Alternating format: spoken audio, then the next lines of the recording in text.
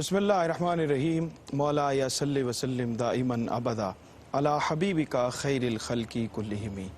नाज़रीन इकराम, नेमत इफ्तार का ये खुसूसी प्रोग्राम खुल्क अज़ीम और मेज़बान सरवर हुसैन नक्शबंदी ARYQ-TV के लाहौर स्टूडियो से हाज़िर खिदमत है। आज ज्वाइन किया आज शोबा उलूम इस्लामिया के head of the department garrison university से डॉक्टर ताहिर मसूद काजी साहब ने। डॉक्टर साहब, आपको भी खुश आमदीद कहते हैं।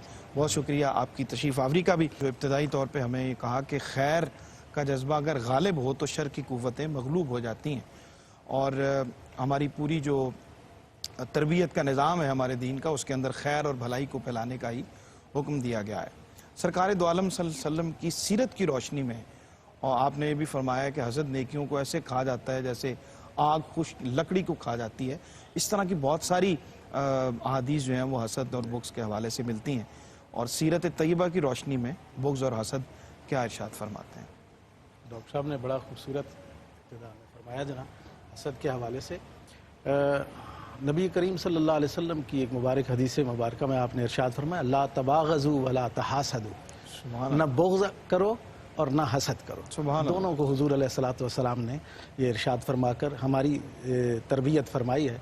हुजूर अलैहिस्सलातु वस्सलाम की सीरत मुताहरा में भी और आप सल्लल्लाहु अलैहि वसल्लम के इरशादात में भी हमें हसद का मज़म्मत बार बार मिलती है, ताकि इसको हम अपने किरदार से निकाल कर खैर को गालिब कर सकें, जैसा कि डॉक्टर साहब ने इरशाद फरमाया। चूँकि इस्लाम चाहता ही ये है, दीन इस्लाम की तालीमात ही ये चाहती हैं कि खैर गालिब हो और बुराई जो है उसका कला कमा हो, और उसको कम से कम मिनिमाइज़ कर दिया जाए। कम से कम अगर वो एरेडिकेट नहीं हो रही तो मिनिमाइज़ कर दिया जाए। नबी करीम सल्लल्लाहु अलैहि वसल्लम की हदीस मुबारक में हज़रत अनस बिन मालिक रज़ियल्लाहु अन्हु से रवायत है, फरमाते हैं कि हम हुजूर अलैहिस्सलातु वस्सलाम की मजलिस मुबारक में बैठे हुए थे, तो सहाबा कराम की मौजूदगी में हुजूर ने फरमाया कि अभी थोड़ी देर में एक जन्नती आएगा। अल्लाहु अकबर, अल्लाहु अकबर। एक शख्स आया और उसकी सहाबा कहते हैं कि उसकी दाढ़ी से वज़ू का पानी टपक रहा था, और उसके बाएं हाथ में जूतियां पकड़ी हुई थी। एक दिन वो आया, साहबा ने देखा, वो चला गया। दूसरे दिन भी नबी करीम सल्लल्लाहु अलैहि वसल्लम ने मजलिस में ऐसा ही इरशाद फरमाया और वही शख्स आया। तीसरे दिन भी ऐसा हुआ। हज़रत अब्दुल्ला इब्न उमर रज़ियल्लाहु अन्हु फरमाते हैं कि मैंने उसका पीछा किया, मैं फिर उसके साथ 2-3 दिन रहा, उसको देखूं वो क्या करता है। लेकिन उसकी नॉर्मल ज़िंदगी थी, रूटीन की ज़िंदगी थी। रात को वो इशा की नमाज़ पढ़ के सो जाता और सुबह जागता। रात के क़याम का कोई ऐसा मामला नहीं। सुबह जमात के साथ नमाज़ पढ़ता, दिन भर अपनी दुनिया के काम किए जा रहा था। 3 दिन मैं उसके साथ रहा। तीसरे दिन उससे मैंने पूछा कि आखिर वजह क्या थी कि तुम्हें नबी करीम सल्लल्लाहु अलैहि वसल्लम ने जन्नत की बशारत अता फरमाई? उसने कहा, बस यही कुछ है जो आप मुझे देख रहे हैं, मेरे पास तो कोई ख़ास बात नहीं। हज़रत अब्दुल्ला इब्न उमर रज़ियल्लाहु अन्हु फरमाते हैं कि मैं वहाँ से चल दिया उसकी ये बात सुनकर। उसने फिर मुझे आवाज़ दी, मैं पलटा, मैं वापस आया तो उसने कहा, हज़रत बात यह है कि मैं हुजूर अलैहिस्सलातु वस्सलाम की सीरत मुताहरा पर अमल करने की कोशिश करता हूँ। मैं अपने सीने को साफ रखता हूँ, मैं किसी के लिए कीना नहीं रखता, मैं किसी से हसद नहीं करता। तो सहाबा कराम ने वहाँ से ये डिडक्ट की कि इसको जन्नत की बशारत जो दी जा रही है वो इसलिए दी जा रही है ताकि इसके सीने में कोई किसी के लिए कीना नहीं है, और इसकी ज़िंदगी जो है वो पाक साफ है और हसद से आज़ाद है। बिल्कुल ठीक, बिल्कुल। अच्छा डॉक्टर साहब, गुफ्तगू को हम अगले मरहले में लेके चलें तो ये सारी वईद भी हमारे सामने है, और ये नज़र आने वाली चीज़ नहीं है। पहली बात तो ये है कि कुछ देखने वाली, कुछ छूने वाली हिस्सियात के साथ इसका ताल्लुक नहीं है, बल्कि महसूसात से है। तो इसके असबाब क्या हैं और अवामिल क्या हैं कि जिससे ये पैदा होता है, और कैसे इनसे बचा जा सकता है? आपने इंट्रो में भी बात की जनाब इस पर। ये हमारी इनफरादी और इज्तिमाई जो शख्सियत है उसको डिस्टर्ब करने वाली चीज़ है। हसद, बुग़्ज़, इस तरह की जितनी बीमारियां हैं ये हमारी इनफरादी वजूद को भी डिस्टर्ब करती हैं, हमारे इज्तिमाई वजूद को भी डिस्टर्ब करती हैं। ज़ाहिर है इसके असबाब भी फिर हमारे अपने वजूद से बसा औक़ात जुड़े होते हैं और बाज़ औक़ात हमारी सोसाइटी से जुड़े हुए होते हैं। कुरान हकीम ने हज़रत आदम अलैहिस्सलाम और इबलीस का वाक़या नकल किया है। अब इब्लीस को बुनियादी तौर पर उसे एहसास ये हुआ अपनी बरतरी का, उसके अवामिल में, हसद के अवामिल में एक बरतरी, तफव्वुक, ठीक, उसे एहसास ये हुआ कि मुझे अल्लाह रब्बुल इज़्ज़त ने आग से पैदा फरमाया, खलक़तनी मिन नारिन व खलक़तहु मिन तीन, जबकि सैयदना आदम अलैहिस्सलाम को मट्टी से पैदा किया। तो उसे यही प्रॉब्लम हो रहा था कि मैं तो बरतर हूँ। तो ये जो तफव्वुक और बरतरी और एहसास बरतरी है, ये एक हसद के अवामिल में से एक बड़ा अमल है। ठीक। और अगर इस तरफ हम चल निकलें और इसी बरतरी को ही दूसरों पर जिताते रहें, तो इसका मतलब ये होगा कि हम शैतान के नक्शे कदम पर चलने की कोशिश कर रहे हैं, जबकि इस्लाम और नबी करीम नबी रहमत सल्लल्लाहु अलैहि वसल्लम की तालीमात हमें शैतान से दूर और उसके हमलों से आज़ाद रखना चाहती है। तो अगर हमने इस तरफ ये चले और ये जहन बना लिया, चाहे हम इनफरादी ज़िंदगी में ये देख रहे हों, चाहे हम इज्तिमाई ज़िंदगी में इस पर अमल पैरा हों।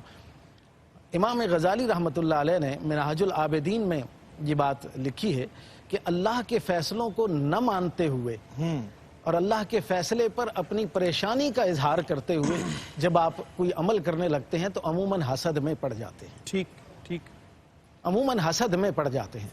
तो ये एहसास बरतरी और अल्लाह के फैसले से अपने आप को ज़रा कट कर, अलग कर कर सोचना और ये कहना कि मैं बेहतर था, अल्लाह मुझे ये चीज़ अता फरमाता और इस दूसरे को, महसूद को क्यों दी।